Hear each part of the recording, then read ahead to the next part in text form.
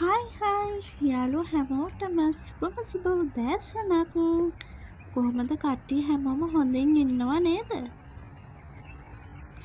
අද මං අරගෙන ආවේ මමත් දැකලා නැති, ඇස් දෙකෙන් දැකලා නැති, වීඩියෝ වලින් විතරක් දකින ඩුබායි.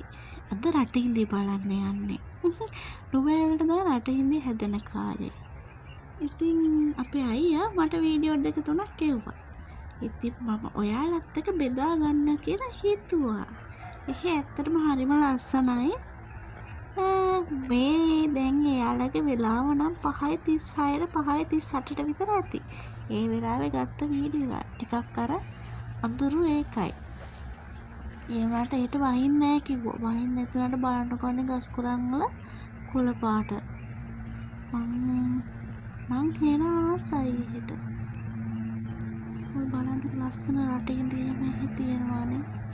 ඒව දැක්කම මටත් කන්න ආස හිතෙනවා ඇත්තටම. මේ වීඩියෝ එක බලන කවුරු හරි ඩුබායි ඉඳන් බලනවා නම් මට කමෙන්ට් එකක් දාන්න ආඩම්බරේ.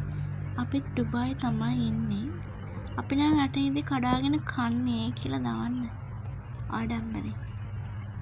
ඇත්තටම ඔයාලගේ රට හරිම ලස්සනයි. ලස්සනයි සෝයි. සුපිරි.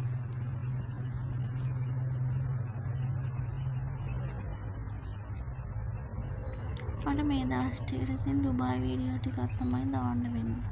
ඇත්තටම අපේ ත්‍රිකුණාමලට ගොඩක් පායනවා. ඒ නිසා මල් වලවත් මොකක්ම වීඩියෝ එකක් හදාගන්න බෑ. රස්නෙත් වැඩි.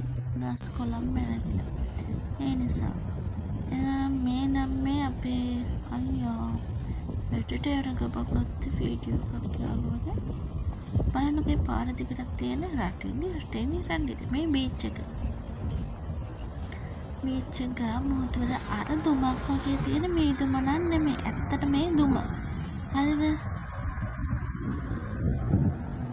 දුමයි දුමයි එකතු වුණාම මේ දුම වගේ තමයි. බලන්නකෝ ඒ රස්න කාලේ ඔක්ම තමයි. ලංකාවේ එහෙම පේන්නේ නැහැනේ මහවට. ඒ රටවල ඔහොම විදිහට තමයි තියෙන්නේ.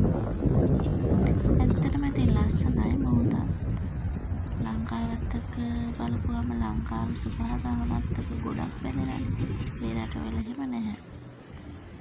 මේ ඉතින් වල දවසට රාමක් එහෙම දාන්න යනවා. ඒකයි මාත් ඔයාලත් එක්ක වීඩියෝ එකක් බෙදාගත්තේ. තවත් දවසක මේ වගේම වීඩියෝ එකක් අරගෙන එන්නම් මේ රටේ. ගිහින් එන්න ඉස්සරලා